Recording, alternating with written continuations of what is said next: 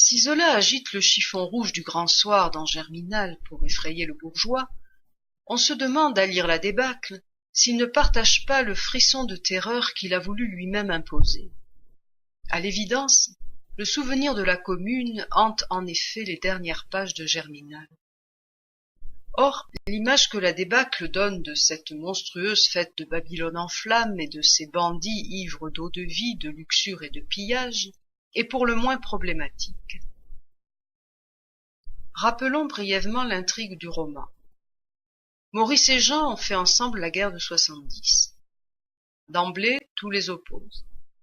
Maurice est un intellectuel de tempérament faible et exalté, Jean un paysan au solide bon sens. Entre eux, c'est d'abord une hostilité d'instinct. Mais la guerre transcende des différences de classe et les rend inséparables. Ils se séparent pourtant après la défaite de Sedan et la chute de l'Empire. Jean, grièvement blessé, reste en Lorraine, tandis que Maurice rejoint Paris, où la République a été proclamée, bien décidé à continuer le combat. Malgré les défaites de l'armée républicaine et les souffrances du siège, il reste partisan de la guerre à outrance. Et lorsque le gouvernement de la Défense nationale signe un armistice pour organiser des élections législatives, Maurice comprend que la partie est perdue. L'Assemblée élue accepte toutes les exigences de la Prusse, l'abandon de l'Alsace et de la Lorraine, une indemnité de 5 milliards, et cache à peine son intention de ramener la monarchie à l'ombre des canons prussiens. Thiers, élu chef du pouvoir exécutif pour signer cette paix infamante, devient alors pour Maurice le monstre, l'homme de tous les mensonges et de tous les crimes. En patriote exalté, il déserte pour refuser le désarmement et s'engage dans la garde nationale. Le 18 mars, lorsque Thiers tente de s'emparer des canons de Montmartre, que les Parisiens ne veulent pas livrer aux Prussiens, il vit les débuts de l'insurrection dans l'enthousiasme. Les soldats, mettant la crosse en l'air, fraternisant avec le peuple, occultent à ses yeux l'assassinat des généraux Lecomte et Thomas. Il ne voit que l'aspect bon enfant de cette révolution. Le 19, après la fuite du gouvernement à Versailles, Paris descendit tranquillement dans les rues regarder les barricades. Une grande affiche blanche du comité central, convoquant le peuple pour des élections communales, semblait très sage.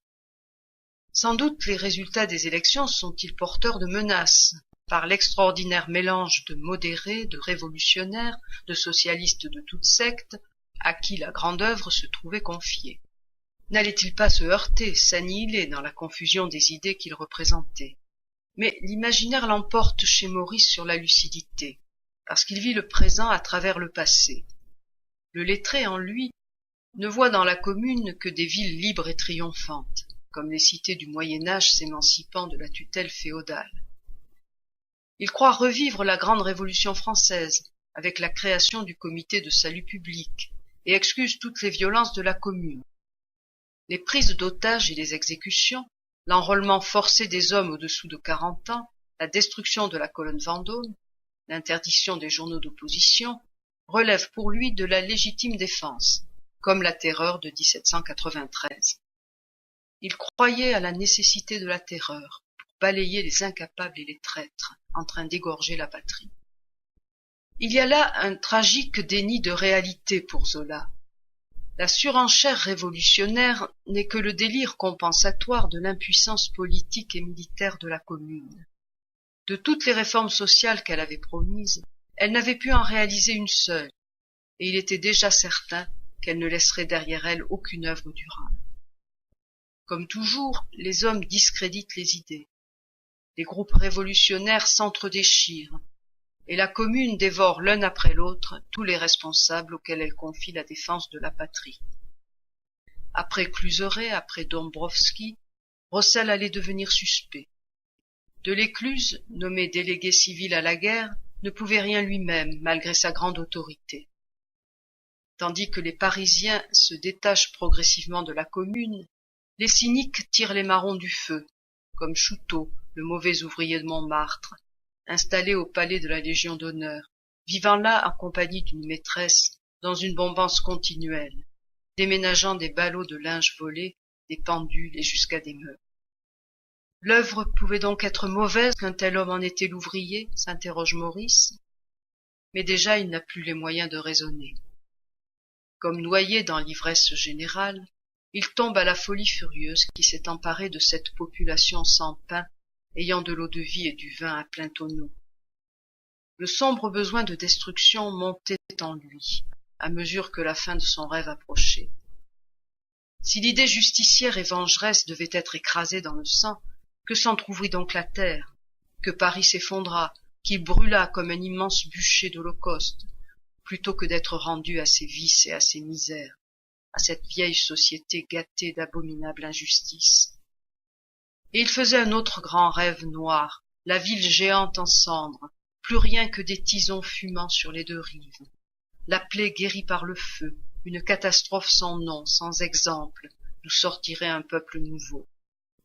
Lorsque Jean arrive à Paris dans les rangs de l'armée régulière, l'inévitable se produit. Sans le reconnaître, il cloue Maurice d'un coup de baïonnette sur une barricade. C'était la partie saine de la France, la raisonnable, la pondérée, la paysanne, celle qui était restée le plus près de la terre, qui supprimait la partie folle, exaspérée, gâtée par l'Empire, détraquée de rêverie et de jouissance. Tous les poncifs de la littérature anticommunarde, matinée d'un darwinisme naïf, sont là. Pire, c'est Maurice lui-même qui les exprime. Mon vieux Jean, tu es le simple et le solide, va, rebâtis la maison. Moi, tu as bien fait de m'abattre, puisque j'étais l'ulcère collé à tes os. Dès lors, l'horreur de la répression se mue en une aurore radieuse de printemps. C'était le rajeunissement de l'éternelle nature, l'arbre qui jette une nouvelle tige puissante quand on a coupé la branche pourrie dont la sève empoisonnée jaunissait les feuilles. On reste sidéré par ces pages. Cependant, deux discours contradictoires se nouent dans le roman. S'il est sévère avec les communards, Zola ne l'est pas moins avec les Versaillais. Le vendredi soir, Jean assista, au bas de la rue Richelieu, à une exécution sommaire, dont il resta bouleversé. Depuis l'avant-veille, deux cours martiales fonctionnaient, la première au Luxembourg, la seconde au théâtre du Châtelet. Les condamnés de l'une étaient passés par les armes dans le jardin, tandis que l'on traînait ceux de l'autre jusqu'à la caserne Lobau, où des pelotons en permanence fusillaient, dans la cour intérieure, presque à bout portant. Ce fut là surtout que la boucherie devint effroyable. Des hommes, des enfants, condamnés sur un indice, les mains noires de poudre, les pieds simplement chaussés de souliers d'ordonnance. Des innocents dénoncés à faux, victimes de vengeances particulières, hurlant des explications sans pouvoir se faire écouter. Des troupeaux jetés pêle-mêle sous les canons des fusils, tant de misérables à la fois qu'il n'y avait pas des balles pour tous et qu'il fallait achever les blessés à coups de crosse. Le sang ruisselait, des tombereaux emportaient les cadavres du matin au soir. Et par la conquise, au hasard des brusques affolements de rage vengeresse, d'autres exécutions se faisaient, devant les barricades, contre les murs des rues désertes, sur les marches des monuments. C'était ainsi que Jean venait de voir des habitants du quartier amenant une femme et deux hommes au poste qui gardait le théâtre français. Les bourgeois se montraient plus féroces que les soldats, les journaux qui avaient reparu poussaient à l'extermination. Toute une foule violente s'acharnait contre la femme surtout, une de ces pétroleuses dont la peur hantèle les imaginations hallucinées, qu'on accusait de rôder le soir, de se glisser le long des habitations riches pour lancer des bidons de pétrole enflammés dans les caves. On venait, criait-on, de surprendre celle-là, accroupie devant un soupirail de la rue Sainte-Anne, et malgré ses protestations et ses sanglots, on la jeta avec les deux hommes au fond d'une tranchée de barricade qu'on n'avait pas comblée encore. On les fusilla dans ce trou de terre noire comme des loups pris au piège. Des promeneurs regardaient. Une dame s'était arrêtée avec son mari, tandis qu'un mitron, qui portait une tourte dans le voisinage, sifflait un air de chasse. Jean se hâtait de gagner la rue des Orties, le cœur glacé, quand il eut un brusque souvenir. N'était-ce pas Chouteau qu'il venait de voir, sous l'honnête blouse blanche d'un ouvrier, assistant à l'exécution avec des gestes approbateurs? Et il savait le rôle du bandit, traître, voleur et assassin. Un instant, Il fut sur le point de retourner là-bas, de le dénoncer, de le faire fusiller sur le corps des 3 autres. Oh, cette tristesse! Les plus coupables échappant au châtiment, promenant leur impunité au soleil, tandis que des innocents pourrissent dans la terre.